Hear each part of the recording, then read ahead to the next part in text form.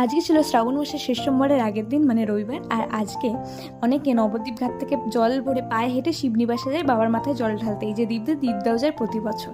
এদিকে মা কিছু জনকে ফুটিয়ে দিয়ে নিচ্ছিল। এর আগের বছর আমরা ফুটিয়ে দিয়েছিলাম, আর এর আগের বছরই আমরা প্রথমবার এটা দেখতে এসেছিলাম। শুধু যে আমরাই ফুটিয়ে দিচ্ছি এটা না, এখানে অনেকে পুরো রাস্তা জুড়ে থাকে, যারা কেউ জল দেয়, কেউ আবার বাড়ি থেকে খাবার বানিয়ে নিয়ে এসে খাওয়ায়। যার যা মনে হয় তারা সেটাই খাওয়ায়।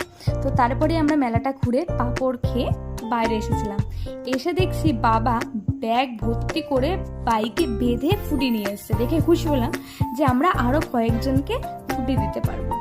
তো এই ফিলিংসটা কিন্তু সত্যি অন্যরকম। নিজের হাতে করে যারা কষ্ট করে হেঁটে হেঁটে যাচ্ছে, তো তাদেরকে আমরা হাতে করে কিছু দিচ্ছি আর তারা হাসি মুখে সেটা নিচ্ছে, সেটা যেটুকুনি হোক না কেন।